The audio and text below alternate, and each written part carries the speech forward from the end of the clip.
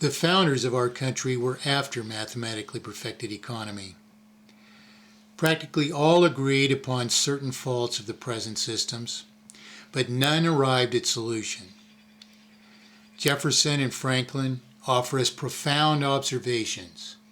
but even fall short of codifying the vital principles we would assemble into a prescription for actual economy. Abraham Lincoln, who curiously studied math in preparing for the presidency, came closest to solution, and he may even have been killed for coming so close to breaching the simple laws of actual economy. But none fully arrived at absolute solution in its few concrete governing principles. Yet our knowledge of absolute solution is our most omnipotent leverage to secure humanity's right to monetary justice. And so it is now incumbent upon all of us who will restore actual liberty and justice to understand little more than indeed there is one and one only solution for inflation and deflation. There is one and one only solution for inherent multiplication of debt. And there is one and one only solution for systemic manipulation of the cost or value of money or property. If inflation and deflation, for instance, are defined respectively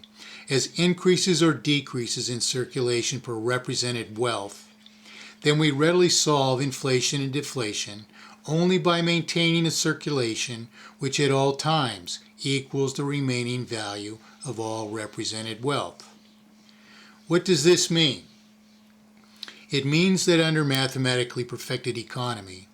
a $100,000 home with a 100-year lifespan costs us $1,000 per year, or $83.33 per month.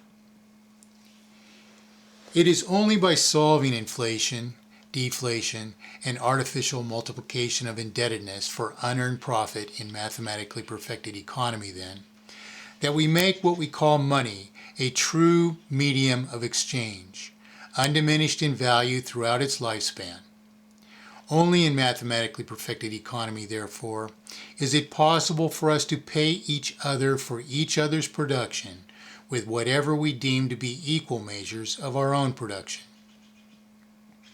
We pay for the $100,000 home with an equal measure of the work which created it, as we consume of it, at all times then, maintaining a circulation which is across its entire breadth, equal to the remaining value of all represented wealth. As we will soon demonstrate, it is impossible to solve inflation, deflation, systemic manipulation of the cost or value of money or property, and artificial multiplication of debt otherwise. All costs and consequences beyond this $83.33 per month for a $100,000 home are artificial, including terminal failure. And these tremendous, perpetually multiplying artificial costs are imposed merely for forfeiting our right to issue our own promises to pay, that purported central bankers publish our obligations at virtually no cost whatever to themselves, to say that risk exists in loaning our costless promise to us at interest, the very thing which makes solving inflation and deflation impossible, the very thing which makes it impossible for us to pay for each other's work with equal measures of our own, and the very thing which inherently and irreversibly multiplies debt into the terminal debt accumulated everywhere around us. All money is a promise to pay, and all these adverse, destructive, and even terminal consequences exist, therefore, only because we think wrongly that there is some non-existent benefit in or from borrowing our promises from someone who produces nothing, produces evidence of our promises at no cost and no actual risk to their self, yet as if risk or cost existed, requiring not only that we pay a thing of value in return to them, all of which itself then is unearned profit, but further requiring that we pay interest, the form of which, and the further obligation to maintain a vital circulation of which, multiply the sum of debt perpetually until all our industry succumbs to artificial terminal failure. We think not at all, then, when we mindlessly assert likewise that no one would lend us money if it were not subject to interest. For what we call money is our own promise to pay, and our promise is not made good if a purported banker sells it to us under obfuscated conditions which even increase its cost forever to us and ultimately engender inevitable systemic failure. There is no need, benefit, or integrity in borrowing our own promises from purported banks. In fact, as we are about to see, our promises are only so good as they can be made in nature. The purported monetary systems of the world do nothing but destroy that integrity by making it impossible to solve inflation and deflation, and by multiplying artificial indebtedness upon all our efforts,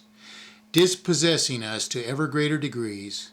and ultimately exceeding our ability to service the artificial multiplication of the costs of our promises until we succumb to utter, unrecoverable failure. By politically denying us our right to issue our own promises, which are certifiable by merely determining creditworthiness under the one monetary prescription which ensures perpetual sustainability and rectitude, the so-called central banking systems of the world impose a false need for the money changer's falsification of our promise, which under interest is ultimately made impossible to pay. In the end of the finite lifespan of every such system, then, the money changer who produces nothing becomes the ultimate owner of all property, merely for issuing our own promises to us at such inherent, irreversible multiplication of cost. According to the thesis which we are about to demonstrate, the currencies of the imposed systems are not mediums of exchange, as their subjects would naturally desire, and which the sustainability of the people's industry depends upon. On the contrary, the world's currencies are purposed devices of ever more vast and destructive dispossession. In other words, the obfuscated nature of the currencies imposed upon us compels us to maintain a vital circulation, and to do so by perpetual borrowing at an inherently escalating rate, until we collapse under a terminal sum of debt. Because the responsible process is so readily rectified, and because the powers that be, evidently, intentionally refuse its rectification, the terminal process comprises an intended means of taking ever more from every subject nation, and by those unearned and unjustified takings, ensuring each country no other option but to yield perpetually to this parasitic system.